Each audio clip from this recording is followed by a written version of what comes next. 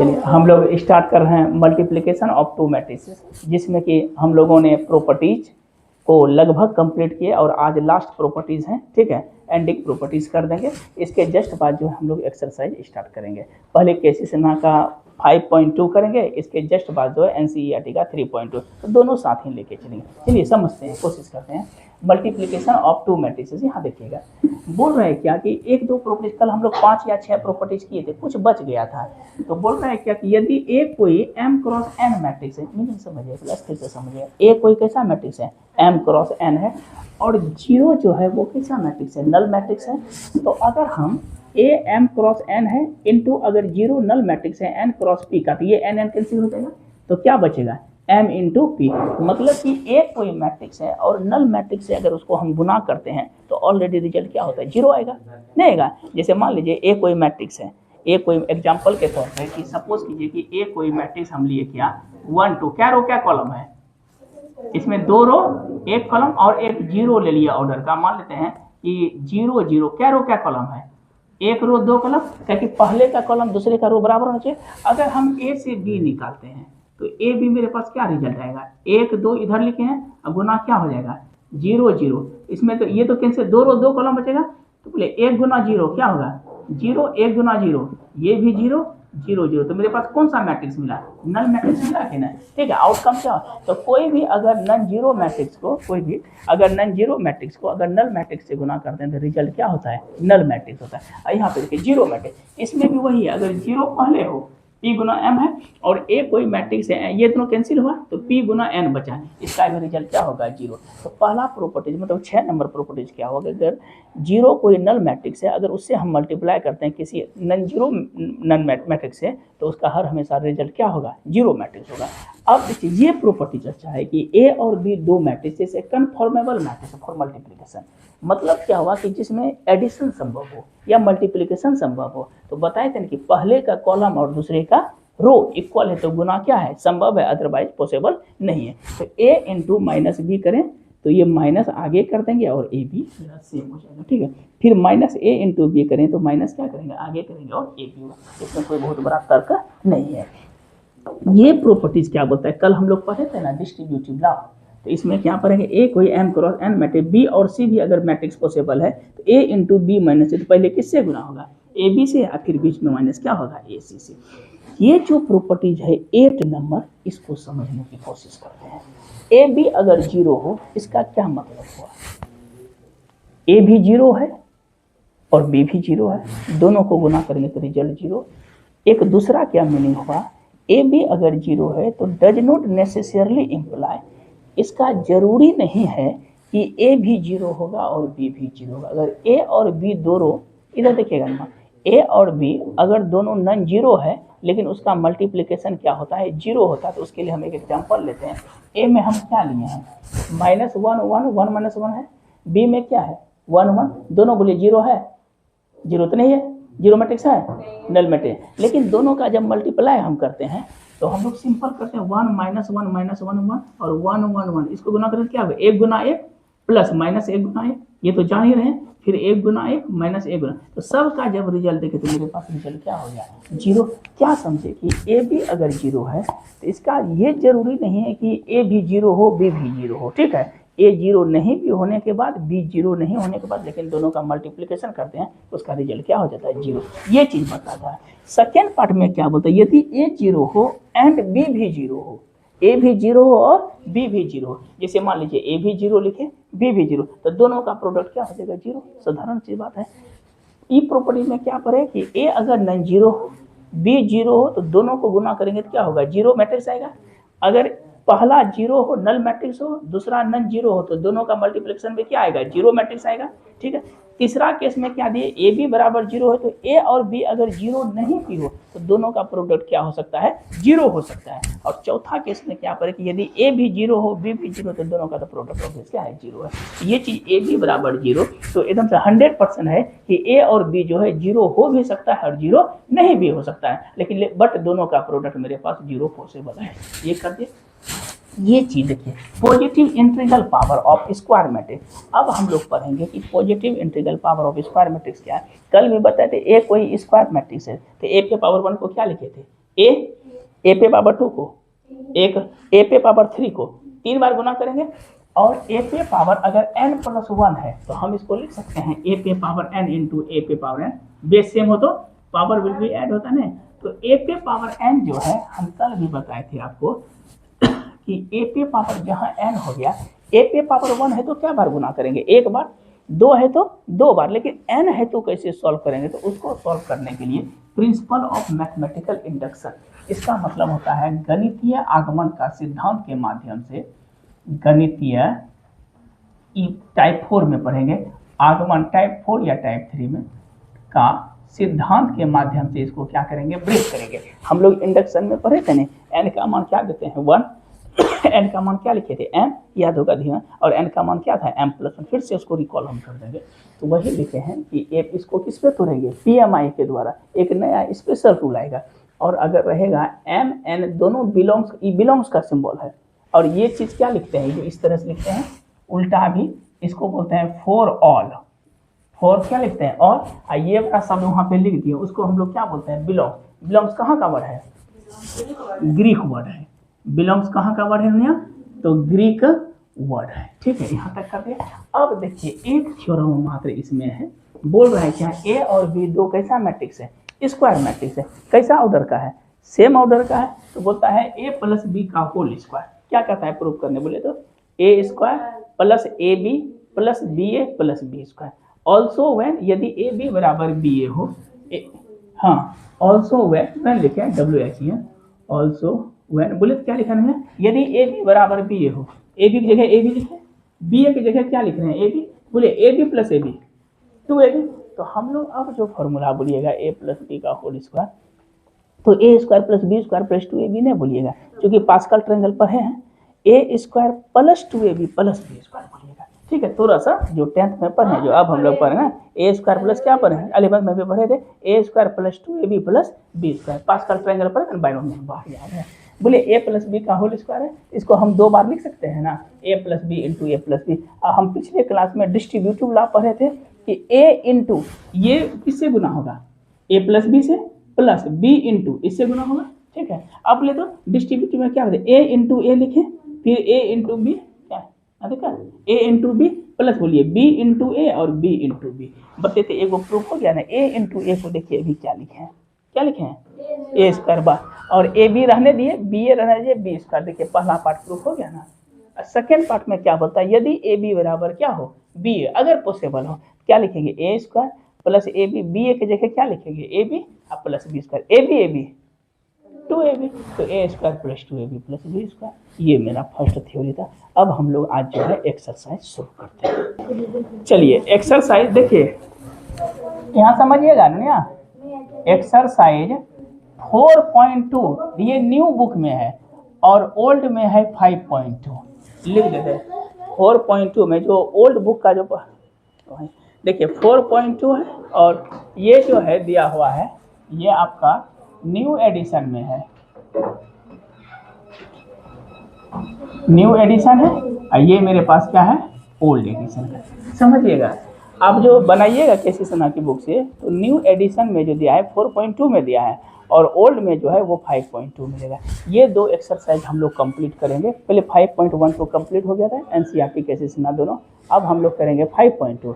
5.2 में क्या करते हैं कि पहले टोटल इसका बता देते हैं, तब जस्ट जो है एनसीईआरटी कर देंगे, 2 हो जाएगा, तब फिर 5.3 में चलेंगे। 5.1 लंबा चैप्टर है, पढ़ना पड़ेगा, 8.1 पढ़ेगा। चलिए शुरू करें, आइए जो जो बन जाएगा 5.2 फर्स्ट में टाइप 1 में शुरू कर रहे हैं।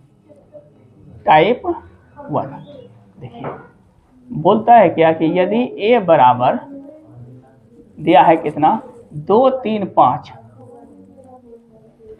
और बी इक्वल टू दिया है 1 2 3, बोलिए हमको क्या निकालना है, ए बी, ऐसा सवाल तो बताए थे ना, ए से बी, नहीं यहाँ देखना सवाल, ए से क्या लिखें बी, बोले ए में कितना है 2 3 5 और ए में कितना है 1, फिर से मल्टीप्लाई देख दिए, बोले क्या रो क्या कॉलम है, 1 रो 3 कॉलम, इसमें ये दोनों बराबर तो है, तो बोले गुना किस तरह से होगा, इधर से रो इधर से कॉलम, 1 रो बोले 2 गुना पेयर बनाएंगे, बीच में प्लस 3 गुना प्लस 5 गुना 3, कितना रिजल्ट होगा? 2 + 6 + 15, 15 × 6 21 और 2 23। बोलिए एक रो क्या कॉलम हुआ? एक कॉलम। आया समझ में? एक नंबर। क्वेश्चन नंबर देखिए 2 क्या बोल रहा है, इसी में 2 नंबर सवाल है, बन जाएगा। ठीक है, 2 में कहता है इवैल्यूएट कीजिए। इवैल्यूएट का मतलब मान निकालिए, मान निकालें। इसमें दिया है क्या चीज़ कि जीरो, जो हम तो इतना ज़्यादा प्रैक्टिस मैथ में उसमें करवा दिए हैं मल्टीप्लिकेशन में कि इसमें परेशानी नहीं होगा। इसमें लिखें 4 6 0। बोलिए ये गुना होगा कि नहीं? क्या रो क्या कॉलम है? बाकी 2 रो 2 कॉलम। अगला भी क्या है? चलिए गुना कीजिए तो 2 रो 2 कॉलम 2 रो, ये दोनों कैंसिल। देखिए बोले क्या रो क्या कॉलम बचेगा?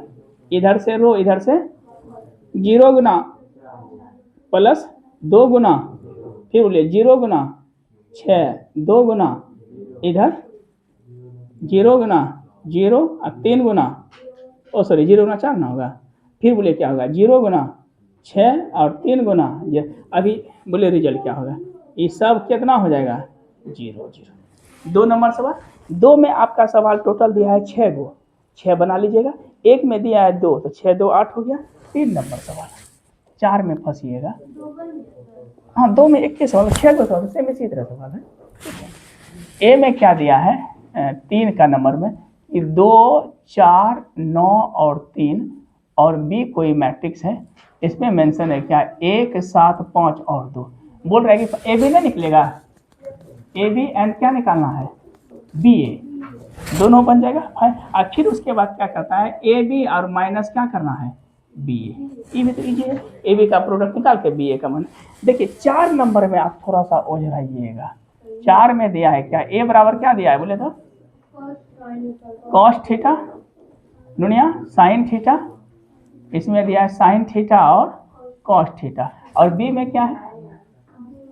बी में दिया है cos phi sine phi, sine phi और कॉस फाई। कहता है क्या प्रूफ करना है इसमें कि ए बी बराबर बी ए। ये सवाल अच्छा है, ए बी बराबर बी ए। साइन फाई ठीक है, साइन फाई ठीक है, कॉस फाई सब जगह चाहिए है। ओ अच्छा अच्छा, कॉस नहीं बोल रहे हैं, गलती से बोले। ए बी बराबर क्या करना है? ए बी बराबर बी ए। आइए यहाँ पे बोले सबसे पहले ए से बी निकालिए। नुनमा यहाँ देखिए क्या चीज लिखते हैं? Cos theta sine theta, sign theta और कॉस थीटा। बोले किससे गुना होगा? फाई से ना। तो बोले कॉस फाई इधर साइन फाई, साइन फाई ठीक है, और कॉस फाई। चलिए इधर से रो चलेगा, इधर से कॉलम। चलिए गुना कीजिए तो cos theta into cos phi plus sine theta into sine phi. दूसरा क्या होगा? नहीं होगा ये से। बोले फिर बोले cos theta into sine phi plus बोलिए sine theta into cos phi. इधर क्या होगा दुनिया? Sine theta into cos phi plus बोलिए cos theta into sine phi. फिर गुना कीजिए sine theta into sine phi plus बोलिए cos theta into cos phi. अब थोड़ा सा अरेंज इसको कर देते हैं। यहाँ पर क्या लिखा है? Cos theta into cos phi plus बोलिए sine theta into sine phi. नहीं यहाँ देखिएगा। अब इसको अरेंज कीजिए तो इसको हम लिख सकते हैं पहले साइन थीटा इंटू बोलिए cos phi plus cos theta into sine phi. इसको बोलिए क्या लिखेंगे? साइन थीटा ने थोड़ा सा अरेंज कर दिया फॉर्मूला होने के लिए, कॉस थीटा और cos theta into sine phi. इधर क्या हो जाएगा फिर? Cos theta into cos phi plus sine theta into sine phi. अब बताइए तो एक फॉर्मूला हम लोग पढ़े हैं कि cos a into cos b, compound angle में याद होगा, cos a into cos b plus sine a into sine b. बोले क्या होता है फॉर्मूला? इसका फॉर्मूला होता है कॉस ए माइनस बी। ये ना cos a into cos b plus sine a into sine b, cos a minus b. और एक फॉर्मूला हम लोग पढ़े हैं कि sine a into cos b plus cos a into sine b. इसका फॉर्मूला होता है साइन ए प्लस बी का। चलिए इसके अनुसार बैठाइए तो क्या हो जाएगा? कॉस ए प्लस बी मतलब थीटा प्लस फाई, नहीं सॉरी ए माइनस बी ना, इधर क्या हो जाएगा? साइन ए प्लस बी, इधर बोलिए क्या होगा, sine a into cos b plus cos a into sine b, sine a plus b और इधर हो जाएगा कॉस ए माइनस बी, मैंने थीटा माइनस फाइव। ये हम लोग क्या निकाले, ए बी निकाले। सिमिलरली इस तरह से लिखते हैं, ऐसे बोलते हैं सिमिलरली, या ये भी लिख सकते हैं एस आई, इस पर का M I L I A R है, ठीक है। सिमिलरली ऐसे M I L I A R. Similarly में क्या करेंगे, बी ए निकालेंगे, तो बी ए जैसे निकालेंगे तो इसका रिजल्ट क्या होगा, पहले बी वाले को लिखेंगे तब ना ए वाले को लिखेंगे। तो बी में क्या आ जाएगा रिजल्ट, बी कितना है मेरे पास, पहले तो कॉस फाई है, फिर क्या लिखेंगे साइन फाई, इधर साइन फाई और कॉस फाई। बोलिए किससे गुना होगा, cos theta sine theta, sign theta और कॉस थीटा। बोलिए तो दोनों का रिजल्ट अगर लिखेंगे, यहाँ पर थोड़ा सा देखिएगा बच्चे, बता देंगे इनको कि कॉस थीटा माइनस फाई है ना, तो पलट जाएगा क्या हो जाएगा फाइव माइनस थीटा। अब जो गुना करेंगे तो रिजल्ट क्या हो जाएगा फाइव माइनस थीटा ना। इसका रिजल्ट अगर मल्टीप्लाई तो जान ही रहे करते हैं, तो इसका फॉर्मूला पे ब्रेक करेंगे, पहले क्या हो जाएगा कॉस फाइव माइनस थीटा, इधर रिजल्ट क्या हो जाएगा मेरे पास, साइन क्या है थीटा प्लस फाइव ना, ये हो जाएगा फाइव प्लस थीटा। अब गुना कर लीजिएगा टोटल, यहाँ पर बोलिए क्या होगा, फिर सेम केस में साइन क्या हो जाएगा थीटा प्लस फाइव ना, यहाँ पे हम लोग लिखेंगे साइन फाइव प्लस थीटा, और इधर लिखेंगे कॉस फाइव माइनस थीटा। अब कहिए कि दोनों तो बराबर नहीं हुआ, इधर तो थीटा माइनस फाइव, उधर क्या है फाइव माइनस थीटा। चूँकि हम लोग पढ़े हैं ट्रिगोनोमेट्रिक में क्लास 11 में कि कॉस माइनस थीटा जो होता है वो क्या होता है plus cos theta, cos minus theta क्या होता है प्लस कॉस थीटा। तो मतलब कि अगर लिखते हैं हम लोग cos theta five minus theta लिखें या कॉस थीटा माइनस फाइव लिखें, तो दोनों का रिजल्ट क्या हो जाएगा सेम हो जाएगा, लेकिन नेगेटिव लेंगे तो कन्फर्म हो गया कि कॉस थीटा माइनस फाइव, तो इसको क्या लिखेंगे कॉस थीटा माइनस फाइव, पलट भी देंगे तो कोई फर्क नहीं पड़ेगा, साइन क्या हो जाएगा थीटा प्लस फाइव, इधर बोलिए क्या लिखेंगे sine theta plus five into क्या हो जाएगा कॉस थीटा माइनस फाइव। देखिए दोनों बराबर आया है रिजल्ट, ठीक है। वहाँ पे लेकिन मेंशन करना पड़ेगा कॉस माइनस थीटा क्या होता है, तो कन्फर्म हो गया कि जितना ए बी है वो किसके बराबर है बी ए के। यही चीज़ हमको क्या करना था प्रूफ, फिर से एक बार रिकॉल कर देते हैं, दोनों को मल्टीप्लाई किए, ठीक है। साइन ए प्लस बी लिखें कि कॉस, कॉस में क्या होता है कि कॉस माइनस थीटा हर हमेशा क्या होता है प्लस कॉस थीटा, वो सिर्फ मेंशन कर देना। देखिए 5 नंबर सवाल जो दिया है 4 हो गया, 5 नंबर 5 में क्या बोल रहा है 2 और हल्का है, इसीलिए मल्टीप्लिकेशन पर 1 5 2 7 है, और बी में दिया है कितना,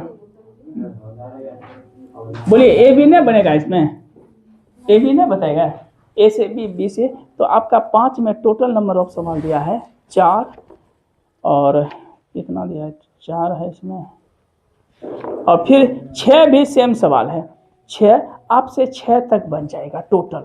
होमवर्क जो रहेगा आज का होमवर्क रहेगा 5 पॉइंट में क्वेश्चन नंबर 6 तक बोल देते हैं। एक मिनट, टोटल क्या कोई सवाल है, एक सेकेंड, 5 5 5 4 9 15 20 को सवाल है, कम ही दिए हैं, ठीक है। तो बना के आइएगा, इतना तो होमवर्क रहेगा, ठीक।